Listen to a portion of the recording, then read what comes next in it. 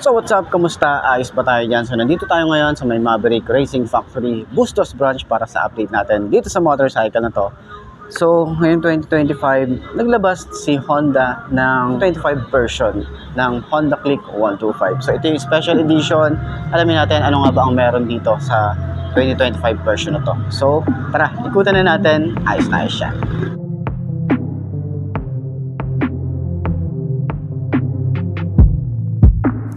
Don't know what's ahead of me.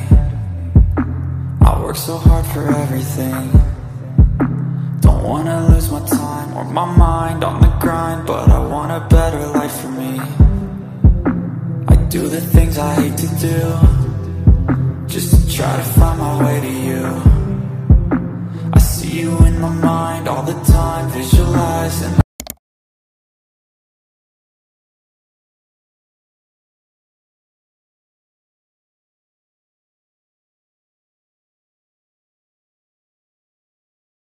So yun na nga, ikutan natin tong Honda Click 125 Special Edition ng color kulay to, nakalimutan na no? Kulay red and combination ng black matte. So tara, ikutan na natin, alamin natin yung presyo din nito at yung specs niya. Meron ba pinagbago ngayon 2025 version? Alamin na natin yan. Let's go. So ayun na nga, last time, napanood nyo yung standard version. Ngayon, itong special edition, halos wala naman pinagbago dun sa nauna nating special edition. Pero ito kasi parang sobrang minimalist na. Wala ka na masyadong makikitang decals compare dito or kumpara dito. Except dito sa Honda, may combi brake. And then, ang nagustuhan ko talaga dito ay emblem, di ba? 3D emblem ng Click. So wala na tayong makikita rito na 125 or ano, 'di ba? Click na lang siya nakalagay dito. Honda Click. So sana dito kulay gold. Kasi nga alam niyo kung bakit sinasabi ko na kulay gold dapat dito. Kasi yung grab bar niya is kulay gold, matte finish. Kulay gold yung ating mugs. Kulay gold din yung mugs dito sa harap. O, 'di ba? So, para at least terno-terno, 'di ba? Pero yun na nga, yan, nandyan na yan eh. Mas gusto ko lang na, na ganun. May mga suggestion tayo, 'di ba? Malay naman natin, sundin. And wala namang masama doon. So, yun na nga, dito pa rin sa harap, kita natin yung combination ng red and black. Tapos black din dito. Kita natin yung M-shape dito, brake lock, safety features, kanyang signal light, park light, yung kanyang headlight na maangas talaga. Tapos dito naman is matte din. Matte din dito sa side. So ito may open part siya rito. Yung kanyang front fender, flexible pa rin yan. Di ba? Tapos glossy, naka-telescopic fork tire rito. Ganda rin yung kanyang paint job. Naka-Tokiko pa rin tayo rito. And then single disc brake. Yung mugs niya talaga yung nagpaganda rito. Kulay gold. And Federal yung ating brand. At yung size naman dito ay 90 by 80 by 14. Naka-tubeless na rin tayo rito. Ayan. So, gulay board. Malawak pa rin tayo rito. Yung battery niya nandun pa rin. Meron tayo ritong side stand kill switch. Dito naman sa side, meron tayong matte finish din dito. Dito rin. And then, dito rin sa side na to. And then, yung panggilid. Ayan. Pero ba't hindi nila ina-upgrade to or ina-update na ESP Plus? 'Di ba? Kung si Honda Click 160 naka ESP Plus, baka dito sa ano na to, sa Honda Click 125, ESP Plus na rin. Tapos gawin nilang 4 valves, 'di ba? Malay naman natin, 'di ba? So ayan, ito yung tsura ng ating panggilid. Meron pa rin tayo ritong Honda na naka-engrave. Ayan, matte finish na kulay gray. Gray ba? Ayan, parehas lang din naman. And then yung kanyang single shock or monoshock tayo rito sa likod. So ayun na nga, napansin natin dito, same din as lumaki din yung size dito sa likod. Ayan, siguro pag banking. So iba na rin yung itsura ng tires eh. Ayan, so yung size dito is 180 by 14 din. So tubeless na rin yan. And then yung mugs natin dito is naka golden and naka drum brake pa rin tayo rito. Pero sana talaga rito gawin dito ni Honda is disc brake. Baka naman Honda, 'di ba? Ang tagal na natin dito sa Honda Click pero yung sinasabi nila na gawing disc brake yung likod, sana naman mapagbigyan. So, yun nga, gaya nga sabi ko kanina, grab bar niya, kulay golden, and then ito metal to. Okay? Kasi yung ibang brand, plastic 'di ba? Tapos pinagtatalunan nila kung plastic daw ba or metal. Pero itong kayo, Honda Click is pure metal yan. Okay?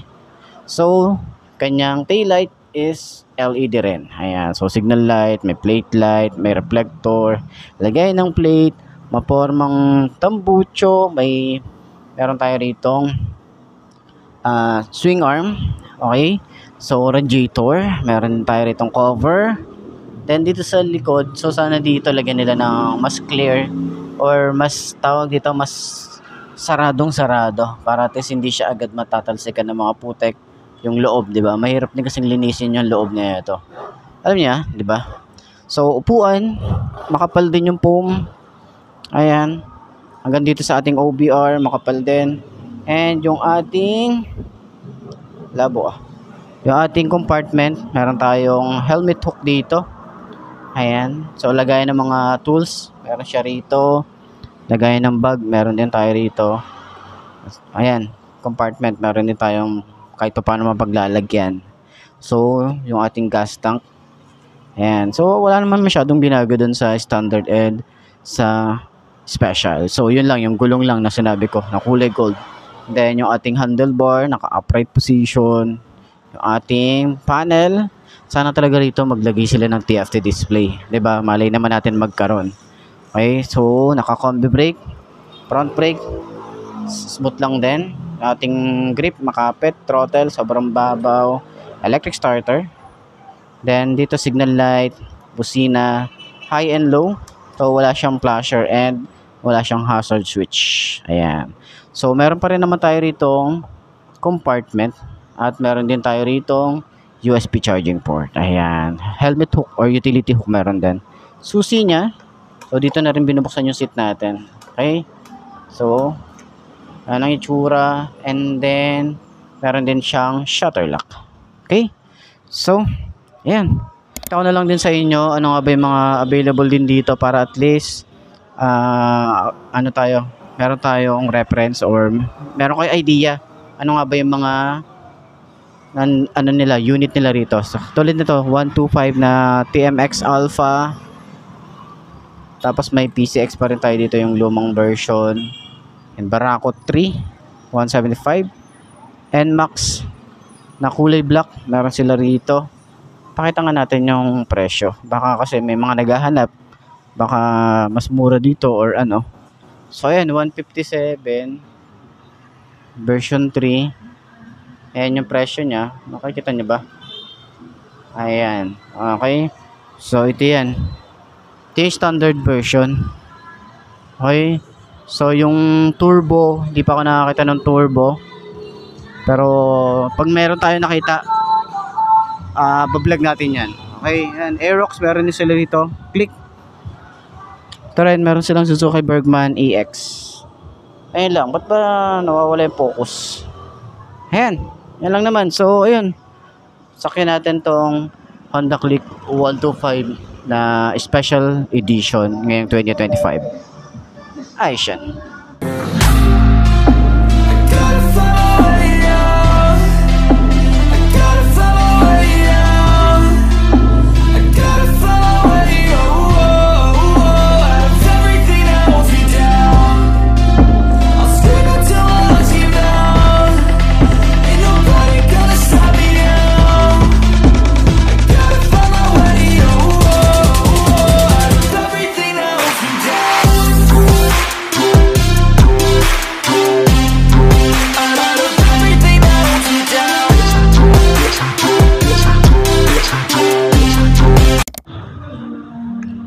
So, ayun nga ngayon 2025. Ito naman yung special edition ng Honda Click 125.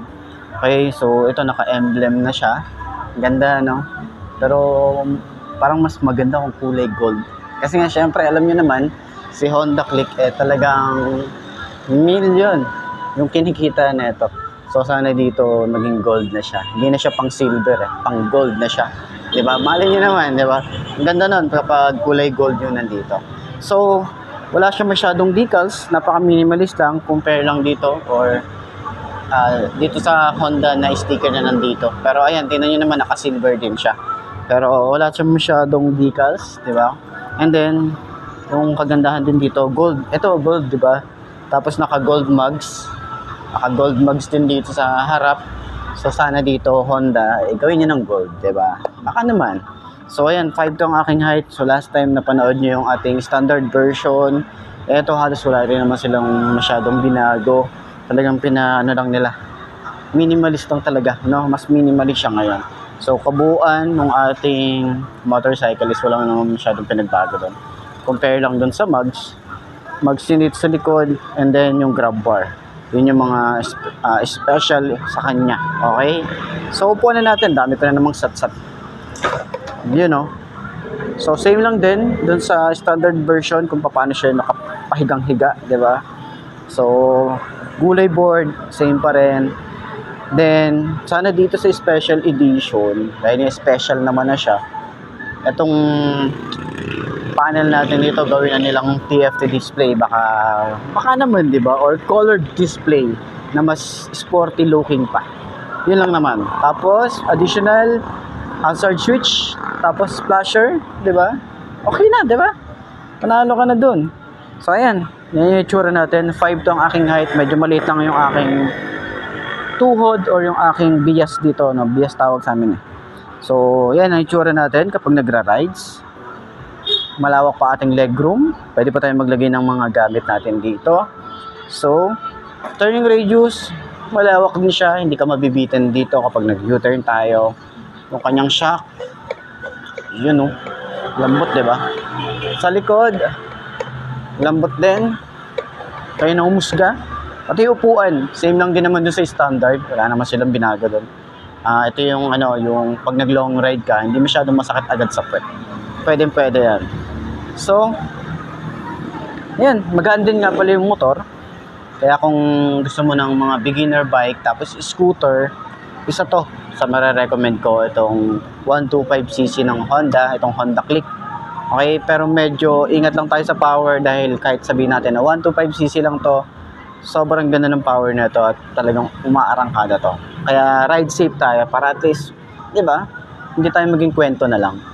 So, ayun, sa lahat ng mga gustong kumuha ng ganitong motorcycle, lalagay ko yung contact number ni Maverick Racing Factory Bustos para at least rekta na kayo sa kanila mag-inquire.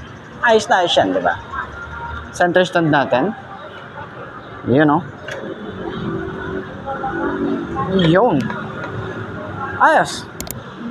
So, ayun ang mga best, no? Sa lahat ng mga nagtatanong, magkano nga ba ang ganitong motorcycle ngayong 2025? Ito ay nagkakahalaga ng 86,400 kapag kinuha nyo ng cash. At syempre, para naman sa mga willing na kumuha ng installment, lalagay ko sa screen nyo magkano nga ba ang kanilang down payment and yung terms nila. So, sa tingin nyo, sulit nga ba ang presyo niya ngayong 2025? Comment nyo naman yan sa baba at para naman dun sa mga nakagamit na ng ganitong motor, baka pwede nyo i-share dyan. Ano nga ba yung mga naging experience nyo sa motor na to? Ayos na ayos yan, diba? So, ayun na nga mga best, no? Ito na ba ang motor na babagay sa'yo? Kung ito na nga, ay markahan mo na yan pag-subscribe ka na sa aking YouTube channel. I-click mo na rin yung notification bell para updated ka sa lahat ng videos na upload natin. Dito araw-araw, so laging tatandaan, wala sa brand na motor ang itatagal niyan. Kundi na sa pag-aalaga mo yan, tatagal yan. Ayos na ayos yan. So, kita na lang ulit tayo bukas. I'm Mark D. Ciao. Maraming salamat sa inyo. Babush. Haha.